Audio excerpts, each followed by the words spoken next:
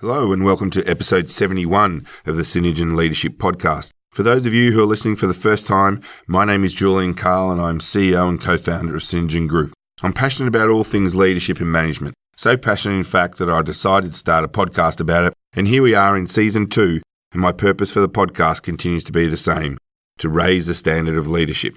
In today's show, I speak with Ashleigh Alsadie, who is the founder and CEO of The PromoDonna, a Melbourne-based boutique agency which provides businesses with effective marketing communication programs aimed at generating new business opportunities and the acquirement of new clients. She is also the founder of Sales Sisters, a membership-based organisation and support network that not only enables women to implement effective sales and marketing strategies into their business, but also to develop the superstar sales persona so as to run the successful businesses that they were always dreamt of. Ashleigh has held senior leadership roles such as general manager and sales manager, has a degree in public relations, and a bit of a fun fact, she has appeared on television in shows such as Neighbours and City Homicide.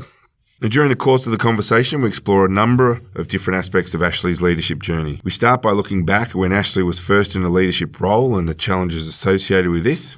We speak a lot about the importance of understanding that people are different and have different styles. We also take time to discuss some of the challenges in being a business owner and a leader of your own business. We finish the interview by talking about the importance of understanding your team. So keep listening, and as always, we'd really like to hear your thoughts about the interview with Ashleigh Alsadie, founder and CEO of PromoDonna and Sales Sisters. Happy listening.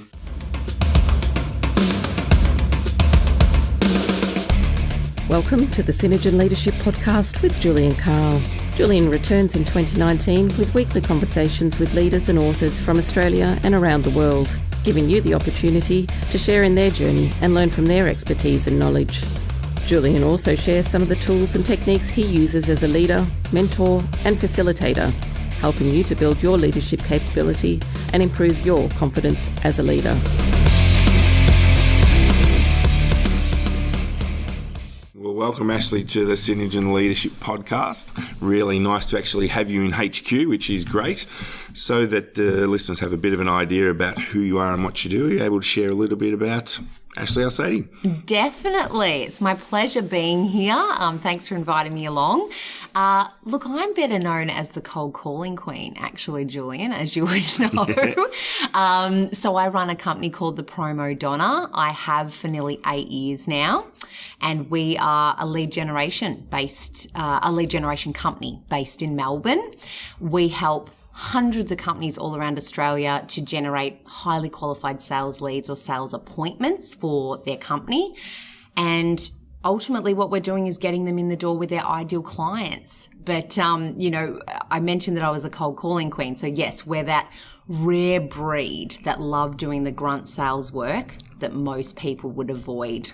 And I've done that for nearly 15 years now, and I still love it. So Right. So you've got a challenge already there that everyone's telling us in sales land. Cold calling's dead. Cold calling's dead. Obviously not, if you're running a business doing that. Spot on. I love that you've brought this up because you're right. It's a bit of an age-old debate that's going round.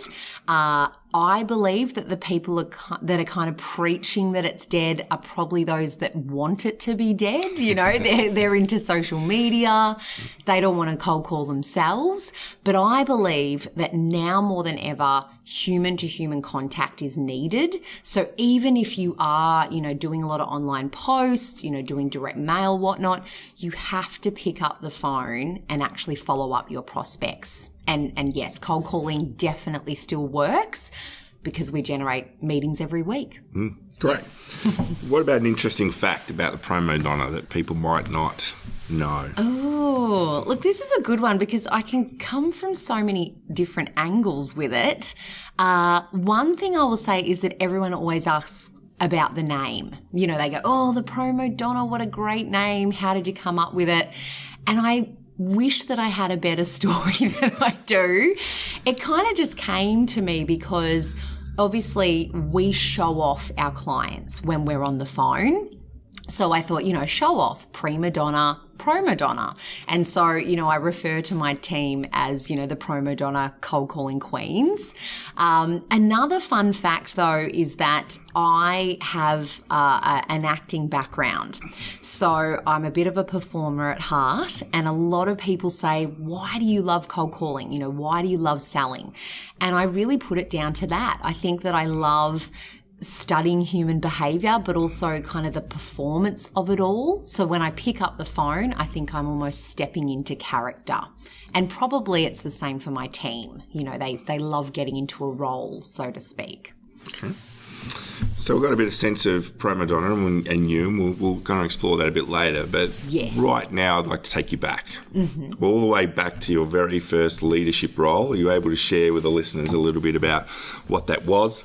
Yes. Look, I would have to say my first real leadership role was as school captain. So I was school captain of Frankston High School in 2002. I'll share with you first how I won that role because it is an interesting story. So I'd always wanted to get into leadership, but maybe just hadn't really found my voice or confidence to step forward and do it. So I'd, again, done a bit of performing at the time, done a lot of theatre. And I remember they asked people to apply for the role as school captain. And it was only the one school captain, by the way. You had two supporting vice school captains, but you were on your own. And I thought, I could probably do this, let's see how I go. And I remember a teacher at the time said, Ash, if you want to win the school over, because it was the student vote, you have to put on some kind of performance because everyone does the same old speech, do something that's going to shake it up.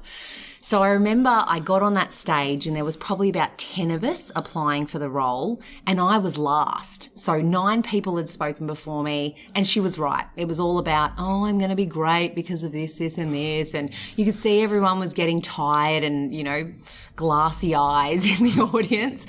And so I started singing. And everyone just went, what? I think I actually sung that Bachelor Girl Shine, and I changed it to Shine a Little Light on the School or something really corny, but I look back on it these days and go, I don't know why I did that, but it did get the results. So what happened was I sung, they all then applauded, and I said, now that I've got your attention, I want to share with you why I'd be a great school captain. And so I shared some of my different ideas around policies and things like that. But yeah, I guess that was my first learning point that, as a leader, you do have to have that ability to engage audiences and really have people believe in you, because that obviously, was shown through that song. The next day they announced that I was school captain, and I remember my first reaction was, oh crap, what have I done? Because I think it just dawned on me, I've got a big role to fill now. Am I really going to be able to do it? But in true Ash form, because this is what I'm like, I'm someone that always, something will come up, I'll roll up my sleeves and get into it. I just said, nah, this is it. I'm school captain now. Let's make it, the best role I've done. So it all started from there. So when you sang that song, no background music, just straight a cappella, as they call it. So yeah, it was a cappella. And I remember someone came up to me after and he said, how do you do that? Like, how do you stand up in front of people and just sing like that? And I remember I think my answer was, because I just pretended you all weren't there. Like I just pretended I was in my shower or something, but I also knew that it would get their reaction and their engagement. So yeah, I had to do it. Wow. I'm almost tempted to have you sing on the podcast because I haven't had anyone sing on the podcast yet. No, we won't go there. So, school captain, what were your biggest learnings from the role? Oh, so much. And that's why, I bring up this role because I think, I was only 17 at the time and I hadn't really seen into the world of politics first and foremost. So, number one, I really learnt about people and their different personalities and having to manage different personalities. So I had two vice captains, as I said, that I got along with so well, but they were so different, such different people. One of them was very detailed, very organised, very matter of fact. This is how things are. Probably black or white is a good way of describing him. The woman, however, was much more creative, kind of wanted more of that performance, side of things, a bit like myself. So I had to really play to that, and that's what I learnt. So at first it was a little bit hard, to kind of manage them, so to speak. But once I found my feet and learnt, okay, that person likes that and that person likes that, I could play them to their strengths, is I guess what I was saying. Okay. Yeah. And you mentioned before that you always wanted to be in leadership. After doing that for that year, did that confirm that leadership was where you were going to go? Great question. Look, I had so many challenges that year, which it's probably a very long story, too long for this podcast, because there was a whole lot of things that happened along the lines of let's just say there was a few students that, got noses out of joint because they had been in leadership for a very long time. And when the student body elected me in, I'd never done it before. So they wanted to change the policies around that and all that. So I was constantly questioning, did I want to do something like this long term? Because, you were constantly up against, again, different personalities, politics, whatnot. But I'll never forget, there was one woman that came up to me at the end of the school year, and she said to me, and this was so honest, but I will be forever grateful. She said, I remember when they chose you, Ash, and I thought they'd made the wrong decision. And that was brutally honest. I went, okay, I'd obviously sung a song. She thought it was just all about the flair. But she said, you have been the best school captain I think the school's ever had. And I just was blown away by that, because it was a real passion of mine, obviously, to perform and engage, but I really was driven to make change. So I did things like changing the food in the canteen, because we had a lot of people with anorexia and bulimia, unfortunately. So I got healthy school menus in there because we had crappy food to date. There were just a whole lot of things that I really wanted to change in the school, and it sounds like I was able to do that. So after I got that feedback, yes, I decided I think leadership was definitely in my future. Okay. Let's talk about the significant leadership role that you've had in business. Yes. Before PromoDonna, because I want to explore that a bit later. Before PromoDonna. Yeah. Okay. Well, so after I graduated from university, so in university I studied public relations and marketing. I still didn't really know what I wanted to do, which happens to a lot of students. Of course. It's a very broad area, so who knows? And I had a friend that said, why don't you try corporate sales? You got the gift of the gab, you love people, you should try it out. And I was born and bred on the Mornington Peninsula. Okay. So there was actually a sales firm down there called Harvest, which I got introduced to the boss there. It was quite a boutique team, but I thought, maybe this could be a great avenue for me to take. So I started working there, and the boss and I just hit it off straight away. We were great friends, but also very passionate about selling as well. And she obviously saw a lot in me, probably from an entrepreneurial point of view. So it's almost like she took me under her wing to be her right-hand man. But I remember her saying, this is almost like an internship to business. Take it that way. So that was great. So the leadership role I took on, I remember I started off, because I was there for about 5 years. I was first a marketing manager, then I was a sales manager. And then all this stuff happened in the GFC. Remember when I think it was 2008, wasn't it? So hard times. She had a general manager, and she unfortunately had to let him go. And I said, well, why don't I just step up and do that? Because, a lot of it was just client management. I loved, again, nurturing those relationships. She said, okay, that's great. But what I guess I didn't realize was a big part of that general manager role was managing the team. So that was probably my second big introduction into leadership in business. Okay.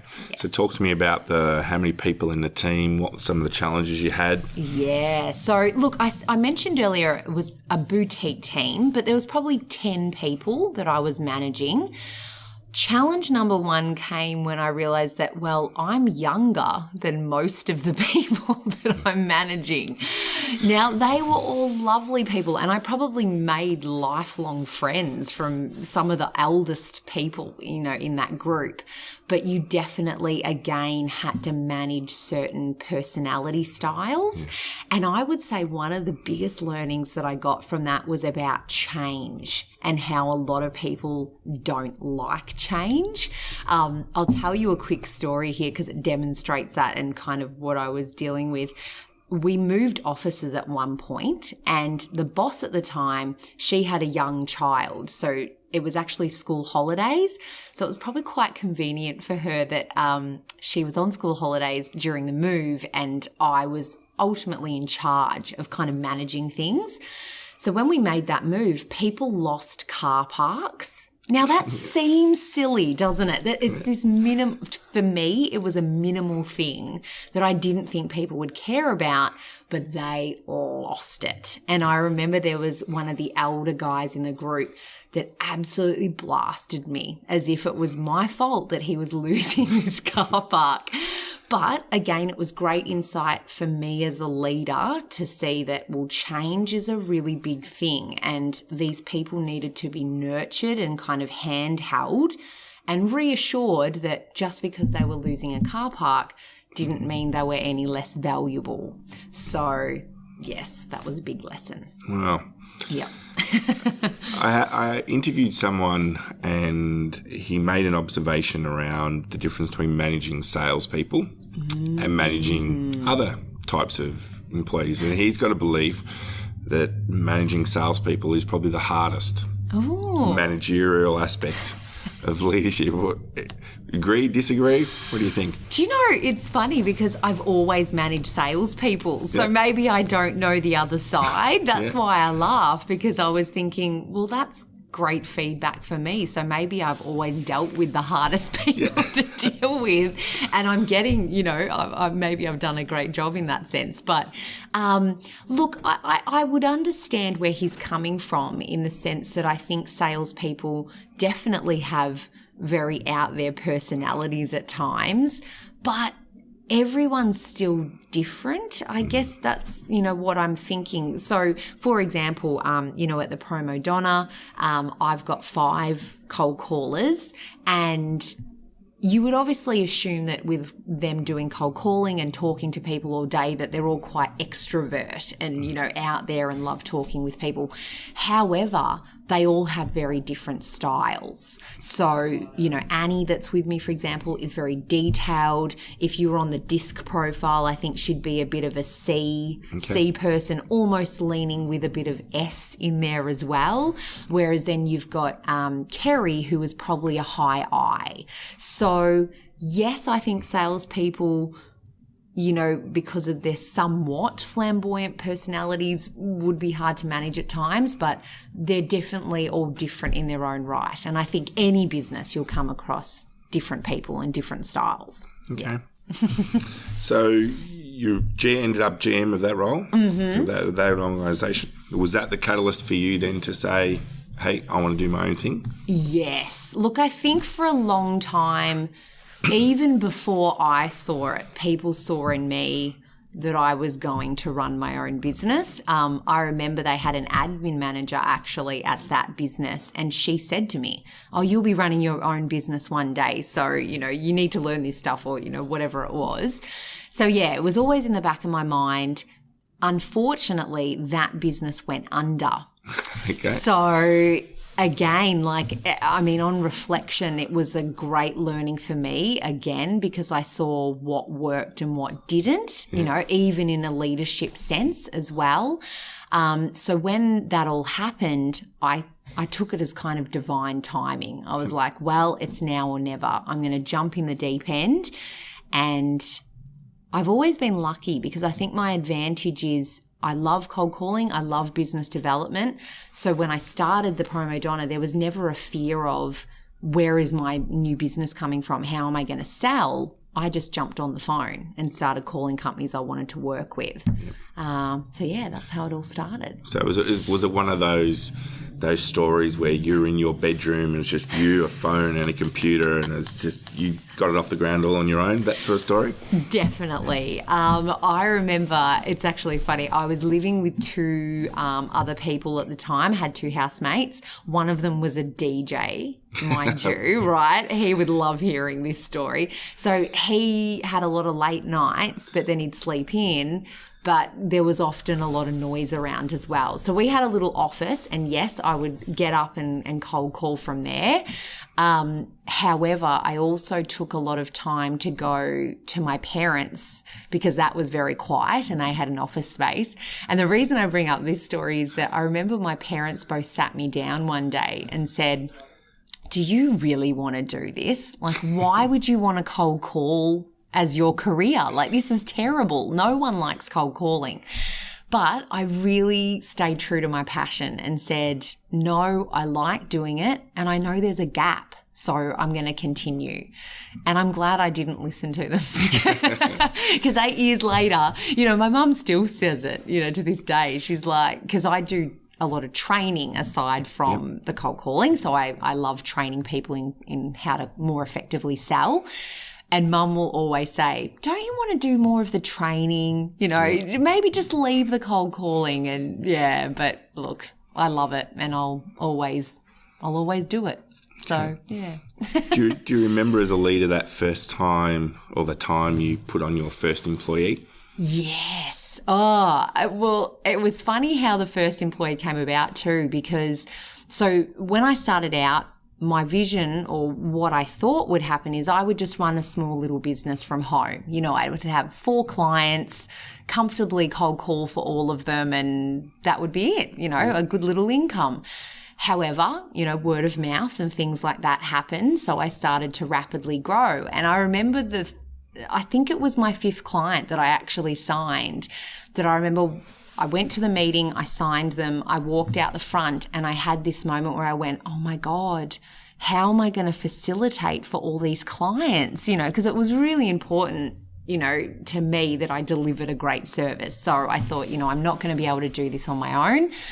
And I actually knew a woman from my past job. So you'll remember I worked for that company. Yeah. Unfortunately, it went under. And there was a woman there that was also quite passionate about cold calling. So I called her up. She said, great, I'd be happy to help you. I can do it from home as well. But that was again, it's all about learning. I think one of the biggest learnings about hiring my first employee for PromoDonna was about the structure and the, how do I say it, like how she was remunerated, because I thought, and I still get asked this question to this day, actually, how they're remunerated, because I think a lot of people think salespeople are driven by money. So they think, oh, we'll pay them a commission on a sale. So for her, I was saying, you get X amount of appointments, I'll pay you X amount of dollars. However, that's not always the case. She was obviously someone that was much more into security, as in, I just want an attractive base and I'll work really hard for you. So it was interesting because I thought that she'd get all these amazing results, which, mind you, she still did get really great results, but I didn't find that it was the money per appointment that drove her. So, yeah, that was interesting. Yeah, I think it's a common mistake sales managers make, thinking just throw the dollar, because I had to learn it too, because I was a sales manager before I was ever a salesperson, and I had that same view and suddenly realised one of my team, he didn't really want the commissions. He wanted some recognition instead. Yeah, that he was doing a great job. So it's valuable to reflect back on those, I think. Definitely. So I'm curious now to explore your views on leadership. And what do you think the biggest myth around leadership is that you've come across? The biggest myth, I would say, this is quite controversial, actually. Okay, I'm looking forward to it. Let's put it out there. You know, there's a real saying about, you know, as a business owner, you've got to work on your business, not in your business, right? Yeah. So everyone keeps telling me. This is the myth, right? Because it never happens. No, that's not true. You know, I do agree with it to a certain point. However, the reason I bring it up is because I have found, and this was also a learning from my past role as that GM as well, because what I saw there was the owner at the time really had put down the tools, so to speak. So even though she was still heavily involved in the business, she never did any of the sales. So a lot of the sales team therefore felt, well, she doesn't get it because she's not in the trenches. Yeah. So this is what I'm getting at is I've always been a big believer, and probably because I'm still very passionate about cold calling, mind you, I love still getting on the phones, but I think an advantage of it is that my team also see Ash gets it. You know, if we've got a client account, we've got one at the moment, and it's a bit of a tough one, you know, we're kind of doing surveys of people and it's very complex.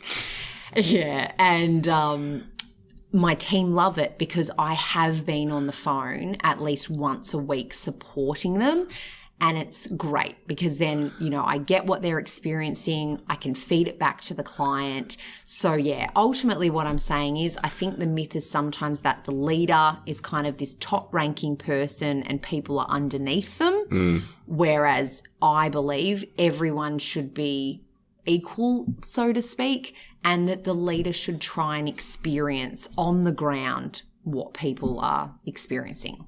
Absolutely. Yeah. Absolutely. Yeah. How do you describe yourself as a leader? Well, I would probably say it ties in with what I've just said, that, you know, I'm definitely someone who is not the person that comes into the office and doesn't talk to anyone, you know, kind of shuts the door and, you know, does what they have to do, and everybody else is the minions kind of working away. I like to be on the floor with them, you know, doing the calling and whatnot. However, I will also say that that has sometimes been a downfall of mine as a leader. I'll be very honest in saying that as a leader, I tend to want to befriend people too. Okay. So, you know, I'm obviously someone that loves people, loves talking to people. So quite often my staff become very close to me too. And that can be very tough when I have to have, say, a hard conversation or I have to manage them. So, yeah, I think that's the battle for me at times as a leader. That's an interesting battle because what technology has done is now added a whole new complexity to that, because when the programs we run, often I'll say to people, well, what are your boundaries? Are you Facebook friends with your people that report to you? Are you connected to them on LinkedIn? All of those types of things. And I get such a range. I have some people that say they will absolutely not accept any friend request from anyone in their business or anyone in their team. Then I've had other people on the same table say, no, I'll be friends with them all. Yes. So it's a really interesting dynamic. Well, if you were to ask that question of me, I am friends. Like, Right, okay. It's probably no surprise. I'm friends with all of my staff on social media. But it has worked in a positive way for me, mainly because I like to, you know, I'm a big person on recognition and rewards for staff, because, you know, I mentioned earlier that I don't believe my staff are really driven by, you know, a monetary value on appointments. It's more about, you know, if they create an appointment for a client, I remember they did this once. One meeting equated to a $3 million contract for a client. Now, I love that. Yeah. And most people were like, I hope you guys are getting a commission on that, which we weren't, unfortunately. But it was the fact that our client then sent a huge kind of hamper to this staff member, to this cold caller, and also that she got the recognition online. So I made sure to do a post to say this caller has, you know, generated this for this client, and she was just glowing. She absolutely loved it. So I'm a believer in being friends with them for that side of things, that you give them recognition, give them reward, make them feel like part of the team. Also because companies like to put a face to a name, that's a real person. They're not, offshored or something. But yeah, you do certainly learn a lot about your staff online though as well. They'll probably be listening to this going, oh God, I better monitor it more. Yeah. But it's true. You see the outside of work side of them, that sometimes you're like, oh, I didn't know that about that person. It's very different sometimes. It is. You mentioned offshore then. Is that something which comes up for you a lot, that when you're selling, people are asking you, are your cold calls Australian based? Is it?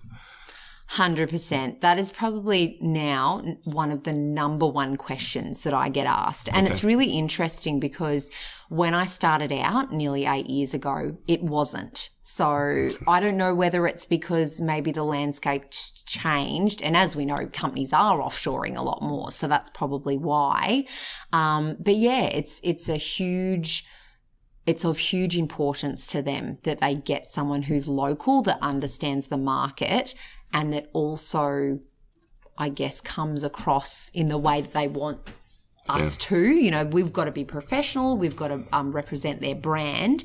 And I'll say here, by the way, that I never knock offshoring though, because we've actually worked on a few client accounts where we worked in conjunction with them. So maybe it was like the lower end kind of database qualification that they got it offshored. Whereas if you're looking for more the high end relationship building, that's where you might get someone a bit more local who probably understands that all a bit more. But yeah, it's definitely asked every time someone inquires. Yeah, and I actually think it's important because I was recently chatting to someone from the Netherlands and we were talking about sales, and she had a really interesting observation about Australian salespeople, saying that we are far, because she was asking me about my style and all the rest of it, and she was saying Australian salespeople are far more relaxed and they're far less indirect, whereas in the Netherlands it's, do you want to buy this or do you not want to buy this type? It's very direct, and I think it was just a interesting thing to think about the nuances that different countries have in terms of what people want, because I think there's a real sentiment at the moment that we don't want overseas people ringing us just because of the experiences we have. I had one last night. I just hang up now. And this is the thing is, I think you're spot on. You've kind of hit on the fact that, people talk about offshoring and, how they get annoyed that, telemarketers call from over there and they just read from a script. They don't listen and things like that. But it may just be a cultural thing. It may be the cultural difference. Maybe that is how they sell and what works over there. Because you are right. I quite often, I'm connected with a lot of people around the world who love cold calling. So I did a webinar years ago with a Canadian and someone from Amsterdam, and it was lots of fun. But yeah, there were definitely differences between our styles. And I would say that Aussies do hate pushy salespeople or people that are kind of very cut and dry, make a yes or no answer right now. Because I think Americans are similar to that, as in Americans seem to, want that quick-paced sale. Yeah. Whereas here, it's much more about nurturing and helping people and, sharing the love, warm and fuzzy. Yeah. So, yeah. Are there any particular methodologies, frameworks, tools that you subscribe to as a leader? Look, probably the short answer is no. I've definitely done a lot of leadership training and self-development type courses and things like that. So they're probably the methods that I follow. But if you would put a label on it, I would say no. However, I really enjoyed putting my team through, courses where they have done, say, profiling, things like that, where I think a big part of leadership is really better understanding yourself. And then once you can understand yourself and your own behaviours, you can probably better understand others as well. So that's what I've tried to do for the team is, we had an incident like a couple of years back. I'm very lucky now that I have a team that work so well together. You know, all the personalities, they get along so well. You know, they all complement each other. But we did have one time where someone came in and she was so fantastic at what she did. That's what really broke my heart, was I loved her performance, but her personality just clashed with everybody. So that was a huge learning for me.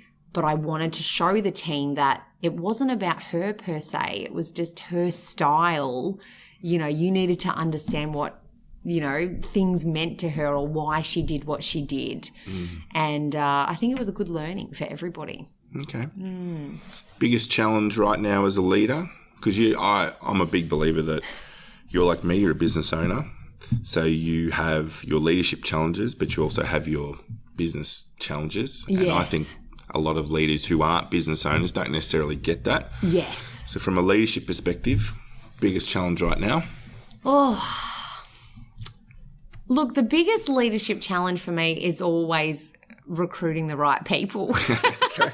I think that, as I said, I'm very lucky that I have a very cohesive and amazingly strong team. And it's taken me a long time to build that up, I might say. One thing coming into developing the PromoDonna that I really was focused on was developing a long-term team. So what I mean by that is, you know, we talk about other telemarketing or lead gen agencies. They tend to attract backpackers or, you know, the churn and burn numbers, whereas my big passion is, you know, one of our team being an extension of our client's team. So that means they need to be with us long term. And I'm really proud to say that most of the women with me now have been with me for 3-4+ years. So there is that long-term focus.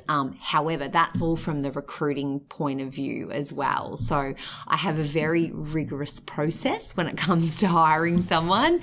Usually it's, you know, the interview process is, you know, like a normal interview, but then sometimes it's almost like an acid test is given after, where I put them on the phones because the proof is in the pudding. And if they don't feel comfortable just having a genuine conversation, they're not going to be comfortable with their clients. So yeah, recruitment, finding great people is always the challenge, because I'll also say there that people often say, oh yeah, I love cold calling. And then they last a week or two.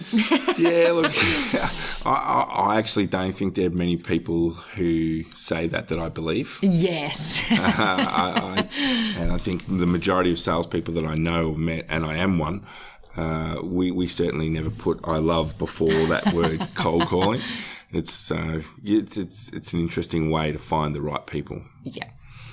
So I want to explore your area of leadership passion. And you mentioned just then it's about your people and their extension of the client. So I want to explore that a bit more. So do you see the business and your leadership more around the people, or do you see it more around the customer? Ooh, that's a great question. I would say it's both. Look, you know, and I mean, that's an easy get out to that question, isn't it? You know, to say both. But one thing that comes to mind is that, you know, obviously our clients are everything. You know, we wouldn't have a business if we didn't have our client base. However, I also know that I wouldn't have a business without my staff either. And I remember I was asked this question once by a coach. He said, if you you were out of office one day and one of your staff was rocking up and they couldn't get in, you know, like they lost their key or something happened like that. At the same time, you've got a client ringing you saying that it's hugely important, you know, that you call them back. Who do you tend to first? Oh, wow, that's it. Isn't it a great question? It's an interesting question. What was your answer? So, well, apparently the right answer is your staff. And I actually did react in that fashion, I'm proud to say. I said, no, you would definitely react to your staff first, because if they can't open the door and get in and get the business up and running and functioning, well, they can't look after the client anyway. So, yeah, I guess that's how I'm trying to answer your question, is that I would see that you would almost have to hold both of them up on the same pedestal and say that both are very important because, yeah, as I said, if you don't have either of them, you don't have a business. Yeah, absolutely. So talk to me about how you go about developing your people so that they're going to deliver an awesome outcome for your clients. Yes. Okay. So cold callers are very target-driven people. So that's one thing I've learned over the years. And it's probably, I had to learn that about myself as well because, again, people always ask me, why do you love it? And one thing I tell people in my training is that I always write down, and this is without fail, every single day I'll write down on a piece of paper, I achieved X amount of meetings for my client, and then write, 1, 2, 3 down the page if it's 3 meetings, and it kind of eventuates from that. And I guess why I'm bringing this up is that I had to make sure that my team were very focused and very target driven, and also had processes to help them to drive that as well. So we have, for example, a system in place where they fill out, number of calls, number of people they've spoken to, but then, how many appointments they've got as well. Because I think they really feel fulfilled at the end of the day, if they've got those appointments, under their belt. If they don't, they always feel a bit deflated. So the first thing is I always make sure we've got the systems in place to help them to achieve and see that they're making progress as well. But second to that, it's also about the training and support that I offer. So every client that starts with us, it is about understanding them and their brand as if we're an employee. I mentioned how we want to be an extension of their team. So part of that is giving my callers the confidence to talk about them on the phone as if they were a part of their team. And a lot of training goes into that. So, I'll sit down with them, go through all the stuff that I've covered with a client during a workshop. We do a lot of role plays. The team also bounces off one another. So if someone says, oh, I'm struggling a bit with this, they'll share, oh, well, that happened with me with a client. You should try this strategy. So yeah, a lot of training goes into the start of a client campaign and also ongoing.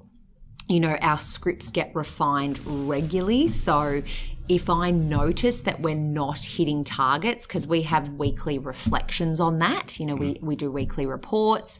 We also have meetings weekly so that we can reflect on, okay, what did we achieve last week? So if the numbers aren't, where they should be, it might be an approach side of thing. It might be a mindset. There's a lot of support that ultimately needs to go into it all. So yeah, I would say systems, processes, training, that ongoing support.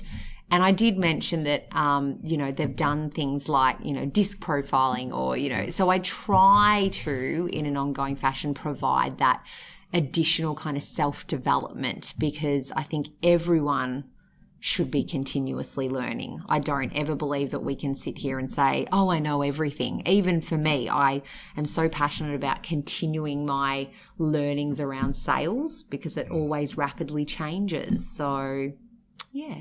Okay. And how do you think your team consider you to be a particular type of leader? So step into their shoes for a minute. What sort of leader do you think they think you are? Are you the supporter? Are you the visionary? Are you the micromanager? What are you in their view, do you think? I wish they were here to ask them. I'd probably have a laugh at their answer. But look, I would say definitely probably if you took those 3 things that you just mentioned, the visionary, the supporter, the micromanager, I'm certainly not a micromanager. And that was one thing I actually learned. Have you ever read The E-Myth? Yes, Michael Gerber. Yes, yep. Right. And this is for listeners as well, because I always bring up this book and some people, if they haven't read it, I'm like, you're kidding me. You've got to go out and buy it. Because that book really wow, it was such an eye-opener for me because in it, you know, for those of you who haven't read it, you start off a business as the technician, which was certainly me. Like I was a cold caller. I loved doing it. And I had that entrepreneurial seizure where I went, why am I calling for someone else when I should be running my own business? So that happened and I started running my own business. But then I had to step into the manager role. And what I learned about myself is that managing people doesn't come naturally. I have to say that I do rather work independently. So, you know, I often say, lock me away in a room cold calling and I'd be really happy. And I am happy that way. However, that's not my role as the business owner. So quite often I will be managing the team and I really have to support them. So yeah, I guess I bring all of that story up because I find that micromanaging is not me because, again, naturally I don't like managing people. So they probably like that in a sense. You know, my team are very self-sufficient. They manage their accounts really well. They know that once they're trained, they kind of go for it. Yeah. And they also know that they have the ability to come to me and say, Ash, this isn't working. I'm refining the script. Can we do that? Because I have a very open door policy and I'm usually on the floor with them anyway, let's say. So I would say I'm probably very much a supporter, but I think a visionary kind of comes into it a little bit as well because I'm a very big picture person. Mm-hmm. So I've always got big dreams for the company. Okay. And I think sometimes I even shock them with those, dreams. Sometimes I'll come forward and go, when are you doing this? What? You know, like you want to do what? How have you got time? I'm like, we'll find a way. So sometimes they come along for the ride, but I love that, yeah, I've got their support. Okay. I want to ask you a question around something I've noticed about me. And so it's obviously a question I could only ask another business owner. But there is a leadership context for the listeners, so I'm not just being self-indulgent. One of the things I've reflected on probably about the last 3 months in my leadership is that I have been more focused on what I need to do, generating revenue, looking after customers, being in front of customers, than I have focused on my team. And as a leadership trainer, I'm there talking to people about focus on your team. And I feel as though that I've sort of let that focus slide a little. Has that ever happened to you? If it has, what have you done about it? Oh, that's a great question. And it's a little bit like we were talking about earlier, weren't we, Julian, that the plumber doesn't fix his own toilet. So it's like that with you, with the leadership. But I would say that happens regularly, you know, if I'm really honest, because I think as a business owner, what you said is, you know, 100% correct, that it's very hard. We have to juggle and wear so many hats, don't we? So I very much am focused, you know, on, you know, bringing the revenue in. I still predominantly am the salesperson for the PromoDonna, probably because I love it as well. But because I'm always I would argue, I have to bring in revenue because that allows them to keep their jobs and, you know, get more clients and be busy and, you know, all of that. However, it is really important that we do make that time to focus and really check in with the team as well. But look, I would say that on a positive note, that is why the weekly training and the weekly meetings and things are so great for my business, because sometimes things come out of that, you know, I go, I wasn't aware of that. So, you know, let's change that, or you know, I'll work with you on that, or something along those lines. And I would hope that I am a leader who is open and approachable enough that if the team were struggling with something or needed additional training or, you know, something along those lines, they would let me know. Like Kerry, for example, the other day said to me, I want to just go out for lunch soon. You know, just like not asking me to take her out for lunch and pay for her, you know. It was more, let's have an out of office, fun together. We've all been working so hard the last few months. Let's do something like that. So now we've penciled it in that we are going to do it after April because we've got a lot of client campaigns on currently. But it was great that she felt, comfortable enough to come forward and say that to me. So yeah, does that answer your question? Absolutely. So you mentioned before about these big dreams. I want to talk to you about future. So what are these big dreams you've got? Love it. I am such a goal-setting person. Someone said to me years ago, you sound like a woman with a 5-year plan. And I'm like, I am. So I certainly am. And actually, before I tell you my big goals and big vision, I would love to share a story from the past because I think it shows people, again, the type of person I am, but hopefully might even give them a bit of a tip while I'm at it. So because I've always had these big visions, again, I've done a lot of self-development courses and things like that. Can I interrupt for a second? Yeah. I'm curious. Yeah. Because I've done a lot of self-development too. What sort of self-development have you done? I love Tony Robbins. Good. Oh, my God. No wonder we get along. I've done 3 of his programs. Yeah, let's do it. Do you know, and it's funny, I'm a big believer that you attract people that are like you. You got to surround yourself with like-minded people. But the clients I've been working with or meeting with recently, everyone seems to have some interaction with Tony Robbins. Or I have a client that we've just started working with. They know him. Oh, wow. And I'm like, are you kidding me? I said, can you introduce me? And they were kind of laughing, going, well, it was kind of because we paid a lot of money to do his Fiji mastery course or whatever it was. But anyway, Tony Robbins is one. I loved listening to Jim Rohn. Do you know who Jim Rohn is? Oh, for those of you, if you haven't, please do, because he's a bit of a sales guru. He really was into network marketing, but a lot of the network marketing aspect was direct marketing and direct selling. So I loved that. Brian Tracy, my dad introduced me to way back when. And I'll tell you something funny about Brian Tracy. When I was about 16, 17 years old, did you know I wrote him an email and I said, I'm going to write a book and I'm going to be like you? And do you know he wrote back? Really? Right. This blows people's mind. They're like, he wrote back because this guy, for those of you who don't know him, American motivational guru, business guru, probably doesn't have a lot of time to write back emails, but he wrote back. And look, he might have told someone to write this, but I took it, that it was quite personal. Yes. He said, Ash, I love, the passion, but I think you need to go and get some life experience. And at first I was so defensive. I was like, how dare he? But now that I am, mid-30s, I look back and I go, he was probably spot on. So love that. So, yeah, they're probably 3 people I really love. There's so many more. There's so many business leaders and whatnot that I, watch and learn from a lot on social media now. But yeah, where was our question coming? Oh, the vision. Your story. You're going to tell a story. Okay. Before we get to your vision. Yes. So I'd actually gone to a course with Chris Howard, and he actually... Is he in an LP? He is. Yeah, okay. So I've actually studied neurolinguistics programming. I've actually done so much that I'm a master NLP coach, which I don't often tell a lot of people about. And it's mainly because when I do my training with my staff and whatnot, I wanted them to learn about rapport building, because NLP is really next level rapport building. So anyway, I did this course. Chris Howard talked about writing yourself a letter to create or manifest, what you wanted. So I wrote this letter to myself, and I remember I was around...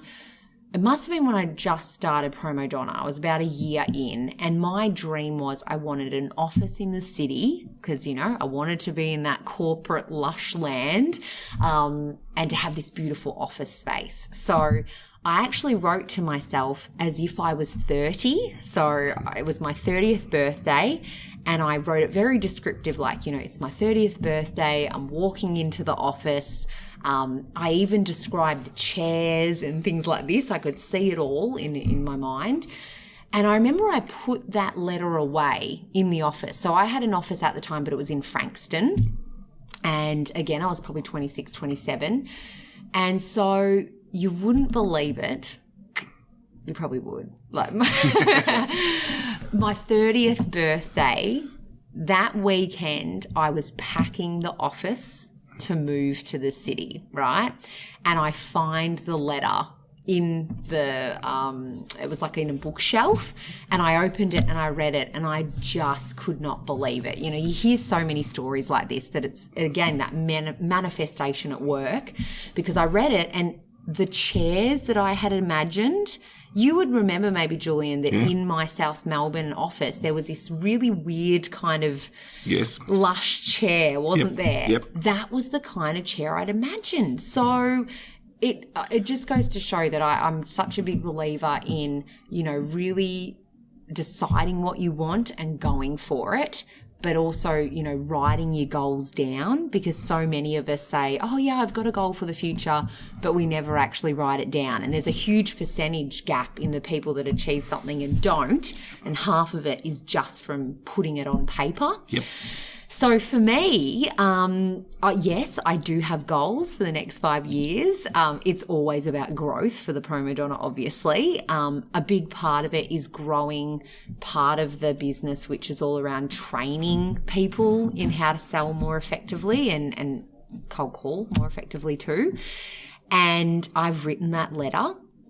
Okay. Now, I have a few hurdles along the way because people listening may not know that I'm pregnant again. So I've got to Congratulations. Thank you. I think it's the first time we've announced pregnancy on the podcast, so that's a special moment. It is. It's a new thing for you. So I've got a daughter who's only 18 months, and so we're due in September.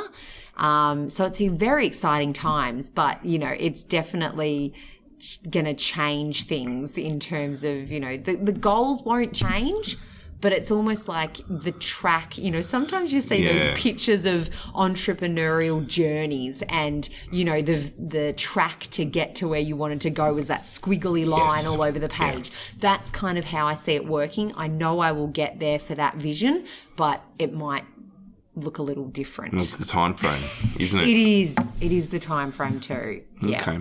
So let's talk to us about these goals, because I'm a big believer that, like yourself, you need to write stuff down. Yes. So where are you taking this business? Where are you taking your people? Yeah. So for me, so the PromoDonna predominantly, and this actually, you know, kind of looks into how the industry might be changing as well, because, you know, changes. You asked early on about that great debate of is cold calling dead? And I definitely said no, it's not. But I do believe that sales has changed over the years. And, you know, obviously we've got to take into account that social media and online strategies are bigger than ever. I'm a big believer in utilising them too. So what we did a couple of years back is we added social media to our toolkit. So I hired some girls that not only were amazing cold callers, but did have social media experience and expertise as well. So is that running Facebook ads, Google AdWords, things like that? Not necessarily the ad side of thing. Look, we have that capacity, but it's almost like looking at social media like you look at your cold calling, right? Yep. No one has time to cold call, but it's a really required part of the sales process. You know, you've got to consistently call. It's a bit like all the content on social media. In order to get noticed, in order to build your brand, you've got to be consistently posting. And that's every day. You know, people don't realize that. It's like cold calling. People come to me and say, oh, we cold call every week. And I say, well, how many calls do you make? Oh, 10. I'm like, we make hundreds a day. You know, that's what we're doing for clients. And it's the same with social media, that we have a client, for example, right now, they're in the pharmaceutical industry. And I love this because it seems quite out of the box for a pharmaceutical company to be on social media and using these platforms. But they run a lot of conferences and events, and they saw it as a great way to build up their brand, be seen as an expert, and get people along to these events.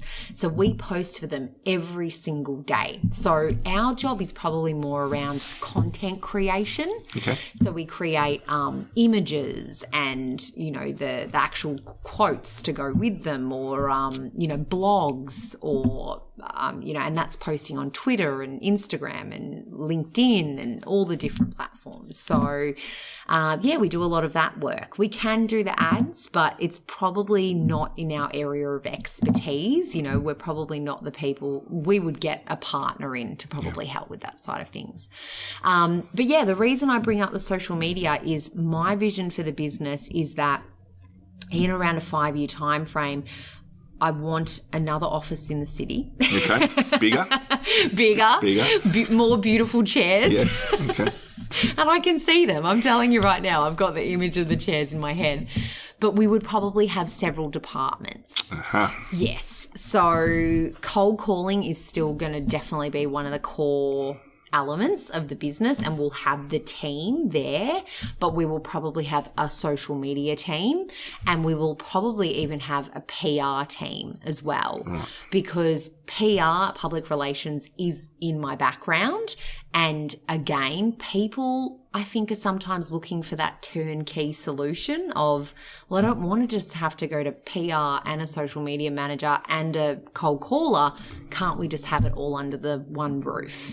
And we do have that capacity now, but maybe people don't know it enough. So in the long run, that's what I want to be promoting more and growing it so that we have those departments. Okay. So, and also diversifying your revenue. Exactly. Which is a crucial part of being a business owner. Definitely. Okay. Definitely. And training is going to be a big part? I think so. Well, that's the goal for me, because I think, we come back to that whole working on the business, not in the business side of thing. Julian rolls his eyes there. Yeah. Look, it's something that, I want to achieve for myself, because with a growing family, I do have to have that ability to step out of the business a lot more. But then having children has also made me look at my priorities again as well, because as much as I love cold calling, I think one of my greatest passions is talking and speaking and people. So probably when it comes to the growth of the business, it would be getting someone to manage the cold calling side of things, getting someone who's a specialist in social media in there, and then I'll probably do more of the training. And I will have trainers under me, but the goal is to do more of that myself. Awesome. Love it. Anyone that's in training industry, I love hearing about what they're doing in training. And the good thing about that I see about sales training is it's one of the areas where businesses will always spend money on training. Leadership training, nice to have if we have budget. Sales training, we need it because we need to make revenue. We need our people to be better. Yeah. And in my past training company, I saw the ability of, well, not so much the ability, but I saw the potential when you're selling a really good sales training product. What the potential is. There's a lot of potential. Well, that's great feedback, and I think, again, coming back to that whole saying of, a salesperson or a plumber not, fixing his own toilet, it's a little bit like that with the PromoDonna. Quite often, selling for us, isn't the priority, because we're facilitating our clients' activity. And I guess what I'm getting at here is that I haven't really spruiked our training a lot. Quite often it just evolves from conversations like, you do cold calling really well. Could you train my staff? And I'll go, yeah, fantastic. But I think, like you said, there's a big need out there. There's a big gap, especially for fresh people in this industry. Also those that practice what they preach. I think there's a lot of sales trainers that they're very theory-based and they don't sell. Absolutely they don't. There's plenty of them around. Totally. So I love that, I can say, well, I'm still on the tools with my team calling. I know what rejections, or objections you're going to get next week because, I handle them right now. It's exciting to think about promoting that more and hopefully doing more of that. Cool. So if people want to find out more about you and the PromoDonna, where should they go? Well, there are lots of ways you can find us. So look, I said that I'm a big believer in social media. So, we are on all of the platforms. We're on Instagram. So the handle's at The PromoDonna. You can also find us on Facebook. We've got a Facebook page. please reach out and connect with me on LinkedIn. Julian knows that I've been posting a lot of video content this year, and I'm a big believer in sharing knowledge and sharing tips and tricks. So every week I'm doing, a tip on handling objections, for example, or how to perfect your pitch, whatever it might be. So if you want to learn more about that, connect with Ashleigh Alsadie on LinkedIn, or otherwise you can just visit our website. So that's www.thepromodonna.com. Awesome. Any last words on leadership? I think, just like I said, you really have to just, understand your team and empathize with them, get to know them and what they're going through in order to really help and support them. Because I don't think you can, be a great leader if you're kind of looking down and, not getting in the trenches and experiencing things. One person I would love to bring up to finish off on is Jacinda Ardern. Yep. Oh my gosh. Rather one of probably the most impressive politician going around at the moment. Amazing, right? And I always loved her prior to what's happened in Christchurch, unfortunately, recently. I thought she was an amazing woman, probably too because I connect with her as a mum. She got asked that question, what are you going to do when you have a baby and you're Prime Minister? And she's like, I'm going to be Prime Minister. What are you talking about? And I got asked a similar question when I was having a baby and running a business. What are you going to do with your business? And it's like, the world doesn't stop when you have a baby. I'm still going to continue running the PromoDonna. But I think she has just been such an amazing leader through this whole process. And I guess I bring her up to say that's someone you should aspire to be like. Because if you look at the types of things she brings to the table, number one, she's so genuine and so empathetic with those around her. She really, like when she went down and saw the people mourning, and kind of that's about getting in the trenches, understanding them, being there for them. I loved that. But I also love that she's a leader that takes actions. So, she stood up there and she said these amazing speeches that engaged people, but then she took action. She, banned all these guns and, did something about it. So I think that's another takeaway is practice what you preach. If something needs to change it. Don't faff around. Well, on that note of not faffing around, thanks, Ash, for being on the Synergy Leadership podcast. It has been my absolute pleasure. And look, I hope that people can have some kind of takeaway from my learnings over the years. Absolutely.